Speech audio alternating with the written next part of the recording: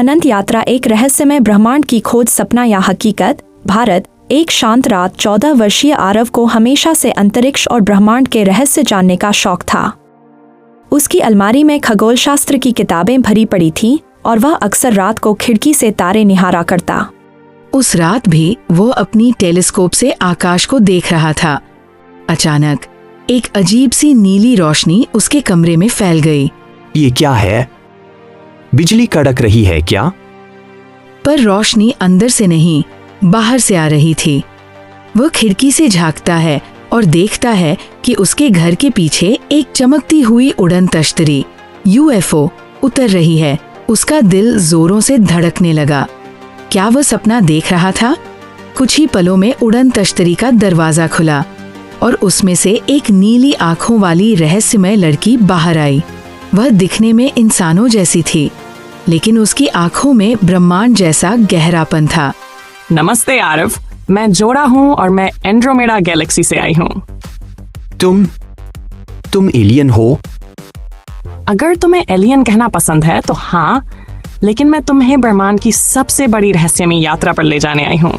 क्या तुम तैयार हो? आरव का दिमाग घूम गया। वह सोच में पड़ गया, क्या उसे इस अजीब लड़की के साथ जाना चाहिए? लेकिन यह मौका दोबारा नहीं मिलने वाला था। ठीक है, लेकिन क्या मैं अपने माता पिता को बता सकता हूँ? समय कम है, लेकिन चिंता मत करो। समय यात्रा के कारण जब तुम लौटोगे तो सब कुछ वैसा ही रहेगा। आरव थोड़ा डरा हुआ था, लेकिन रोमांच की चाहत उससे ज्यादा थी। वो इस जोरा का हाथ पकड़ता है और वे दोनों उड़न तश्तरी में चले जाते हैं। ब्लैक होल का रहस्य जैसे ही उड़न तश्तरी पृथ्वी से बाहर निकली, आरव ने पहली बार अंतरिक्ष को अपनी आंखों से देखा। चारों तरफ तारे चमक रहे थे और पृथ्वी एक नीली गेंद की तरह दूर होती जा रही थी। तो अविश्वसनीय है, मैं वास्तव में अंतरिक्ष में हूँ। हाँ, लेकिन ये तो सिर्फ शुरुआत है। हमारा पहला गंतव्य है Cyrus x black hole. Black hole एक अत्यंत शक्तिशाली गुरुत्वाकर्षण क्षेत्र जहां से प्रकाश भी बाहर नहीं निकल सकता। कृपया अपनी सीट बेल्ट बांध ले। स्पेसक्राफ्ट ब्लैक होल के पास पहुंचता है। वहां एक विशाल अंधेरी जगह थी जिसके चारों ओर चमकदार प्रकाश का एक घेरा घूम रहा था। ब्लैक होल के किनारे पर रोशनी क्यों चमक रही है? इसे इवेंट होराइजन कहते हैं। यहाँ गुरुत्वाकर्षण इतना शक्तिशाली होता है कि प्रकाश भी बाहर नहीं आ सकता, लेकिन कुछ किरणें वहां से वापस उछल जाती हैं, इसलिए ये चमकता दिखता है। क्या हम इसके अंदर जा सकते हैं? लगता है कि ये एक पैरेलल यूनिवर्स है, हमारी दुनिया का एक अलग संस्करण। तभी आरव को सामने एक लड़का दिखता है जो बिल्कुल उसी की तरह दिखता था। अरे, तुम कौन हो और तुम मेरे जैसे क्यों दिखते हो? क्या ये सच में हो सकता है? मल्टीवर्स थ्योरी के अनुसार हाँ, अनगिनत ब्रह्मांडों में हमारे अनगिनत रूप हो सकते हैं। यूनिवर्स में मेरा एक अलग वर्जन है। दूसरा आरव वैज्ञानिक था और वह भी ब्रह्मांड के रहस्यों की खोज में था।